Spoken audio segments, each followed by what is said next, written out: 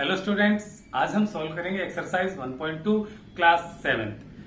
तो चलिए देखते हैं क्वेश्चन नंबर 2। क्वेश्चन नंबर 1 हम पहले की वीडियो में कर चुके हैं। अब देखते हैं क्वेश्चन नंबर 2।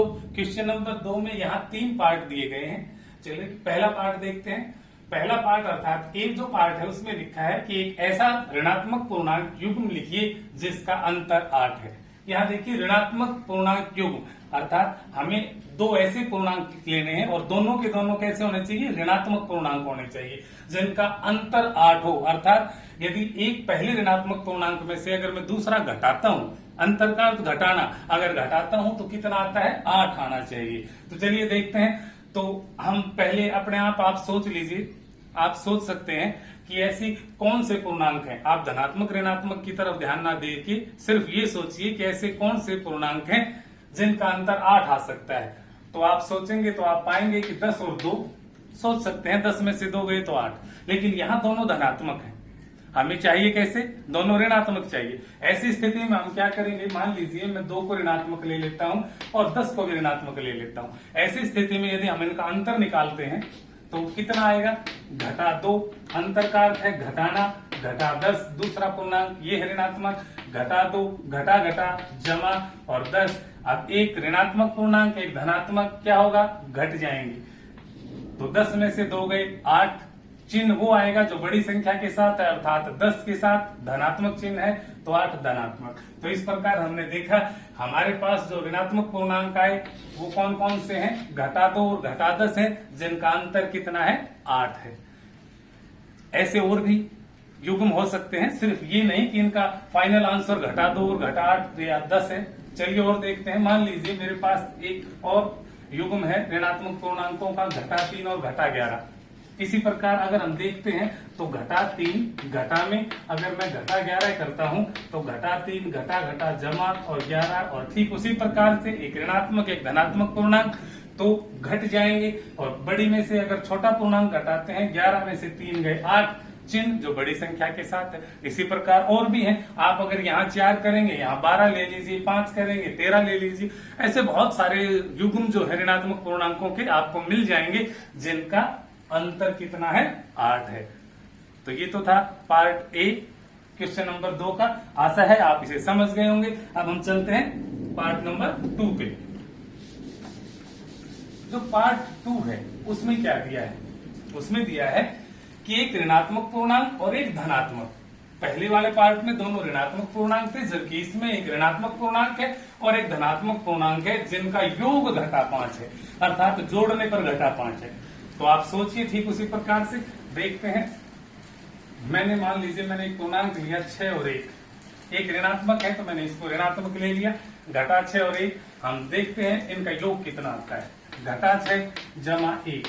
अगर हम ऐसे करते हैं, ये ऋणात्मक पूर्णांक ये धनात्मक पूर्णांक, एक घटा का एक जमा का घट जाएंगे, चिन्ह वो जो बड़ी संख्या के साथ है अर्थात घटा 5। तो इस प्रकार हमने देखा कि एक ऋणात्मक और एक धनात्मक पूर्णांक जिनका योग घटा 5 है वो कौन कौन से हैं, एक युग्म हो गया घटा 6 और 1। इसी प्रकार जैसे पहले पार्ट में था बहुत सारे और भी युग्म हो सकते हैं। उदाहरण के तौर पे अगर मैं घटा 7 और 2 को लेता हूं तो यही स्थिति देखिए, घटा 7 जमा में अगर मैं 2 करता हूं तो 7 में से 2 गए 5, चिन्ह घटा का।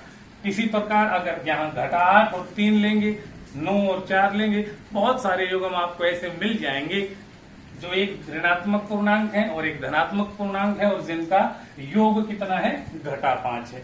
तो इस ऐसे प्रश्नों में हम ये नहीं कह सकते कि इसका एक ही आंसर है, सिर्फ यही, बहुत सारे आंसर हो सकते हैं, बहुत सारे। तो इस चीज का विशेष ध्यान रखें और प्रैक्टिस करें। अब चलते हैं क्वेश्चन नंबर 2 के पार्ट 3 में। क्वेश्चन नंबर 2 का जो पार्ट 3 है अर्थात सी पार्ट है, उसमें लिखा है एक ऋणात्मक पूर्णांक और एक धनात्मक पूर्णांक लिखिए जिनका अंतर घटा 3 हो। अब आप समझ गए होंगे पहले 2 पार्ट को देख के, तो हम लिख देते हैं। मान लीजिए घटा 1 और 2 है। अब इन्होंने क्या कहा है, अंतर। अंतर का अर्थ है, मान लीजिए मैंने 2 पूर्णांक लिए हैं, एक घटा 1 और दूसरा 2, एक ऋणात्मक एक धनात्मक। हमें इनका अंतर निकालना है। अंतर का अर्थ है घटा, तो पहला पूर्णांक घटा 1, घटा में दूसरा पूर्णांक जमा 2। अंतर लेते हैं, घटा 1 और घटा 2 कितना हो जाएगा, घटा 3। तो इस प्रकार हमने इनका अंतर निकाल दिया। तो ये तो क्वेश्चन नंबर 2 था। इसके तीनों पार्ट हम सॉल्व कर चुके हैं। नेक्स्ट क्वेश्चन पे चलते हैं, क्वेश्चन नंबर 3 पे। क्वेश्चन नंबर 3 क्या है? क्वेश्चन नंबर 3 में लिखा है कि कोई प्रतियोगिता है, क्विज है, प्रश्नोत्तरी प्रतियोगिता है, उसमें 3 राउंड है। 3 उत्तरोत्तर चक्रों में टीम ए द्वारा प्राप्त अंक ये है। 2 टीमें हैं, टीम ए और बी। जो टीम ए है वो तीनों राउंड में क्रम से ये अंक लेके आती है। पहले राउंड में उसको घटा 40 अंक मिलते हैं, दूसरे में 10 और तीसरे में 0। ठीक उसी प्रकार जो टीम बी है वो 3 राउंड में ये अंक लेके आती है। पहले राउंड में 10, दूसरे में 0, तीसरे में घटा 40। हमें बताना है किस टीम ने अधिक अंक प्राप्त किए। तो हम लिखते हैं पहले टीम ए द्वारा प्राप्त अंक। प्राप्त अंक कितने हैं? घटा 40 पहले राउंड में, 10 दूसरे राउंड में, तीसरे राउंड में 0। तो प्राप्त अंकों का कुल योग कितना है? आप ये कहें प्राप्त अंकों का कुल योग या उनका जो कुल स्कोर है वो कितना हुआ? हम इन तीनों को ऐड करते हैं। घटा 40 जमा 10 जमा 0। देखते हैं 1 जमा 1 घटा, ये तो 0 है। ये 2 संख्याएं हैं अर्थात 2 पूर्णांक हैं जिसमें एक धनात्मक एक ऋणात्मक। यदि ऐसी स्थिति होती है तो हम घटा देते हैं। तो 40 में से 10 गए 30। चिन्ह वो जो बड़ी संख्या के साथ है अर्थात ऋणात्मक चिन्ह। तो टीम ए द्वारा जो 3 राउंडों में टोटल जो स्कोर किया गया वो है घटा 30 का। अब हम देखते हैं टीम बी द्वारा। टीम बी द्वारा प्राप्त अंक कितने थे? तीनों राउंड के अंदर जो प्राप्त अंक है वो क्या है? क्रम से 10, 0 और घटा 40। और इनका टोटल स्कोर टीम बी का कुल स्कोर क्या है? कुल अंक या टीम बी के कुल अंक कहिए आप कितने हो गए? देखते हैं, तीनों को ऐड करते हैं। 10 जमा 0 जमा में घटा 40। ठीक उसी प्रकार एक धनात्मक एक ऋणात्मक, ये 0 ना धनात्मक है ना ऋणात्मक है। तो क्या काम करेंगे? एक धनात्मक एक ऋणात्मक, संख्याएं घट जाएंगे आपस में। 40 में से 10 गए 30। चिन्ह जो बड़ी संख्या के साथ है अर्थात घटा 30। तो इस प्रकार देखा हमने कि टीम ए द्वारा जो प्राप्त अंकों का योग है अर्थात जो स्कोर है टीम ए का वो घटा 30। ठीक उसी प्रकार टीम बी का स्कोर भी घटा 30 है। इन्होंने पूछा, प्रश्न में पूछा गया है कि किस टीम ने अधिक अंक प्राप्त किए। अगर हम यहाँ देखते हैं तो दोनों टीमों ने बराबर अंक प्राप्त किए हैं।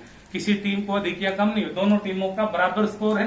घटा 30 अर्थात दोनों टीमों द्वारा प्राप्त अंक बराबर है। आगे देखते हैं, क्या हम कह सकते हैं कि पूर्णांकों को किसी भी क्रम में जोड़ा जा सकता है? ये क्वेश्चन क्यों किया गया है? क्योंकि यहाँ देखिए आप टीम ए द्वारा जो अलग अलग राउंड में जो मार्क्स लिए गए हैं, ये घटा 40, इसमें भी घटा 40, इसमें 10, इसमें 10, इसमें 0, इसमें 0। अर्थात पूर्णांक तो वही है लेकिन आगे पीछे लगाए तो इनका योग देखा हमने घटा 30। अब बात क्या है, इन्होंने ये पूछा है क्वेश्चन के अंदर, क्या किसी भी क्रम में जोड़ा जा सकता है पूर्णांकों को? बिल्कुल जोड़ा जा सकता है पूर्णांकों को किसी भी क्रम में, क्योंकि पूर्णांकों का योग भी क्रम विनिमय होता है। क्रम विनिमय, अब क्रम विनिमय का अर्थ क्या है? जब हम पूर्ण संख्याओं की बात करते हैं तो पूर्ण संख्याओं में हमने बताया था कि पूर्ण संख्याओं जो है वो योग में क्रम विनिमय है। क्यों है?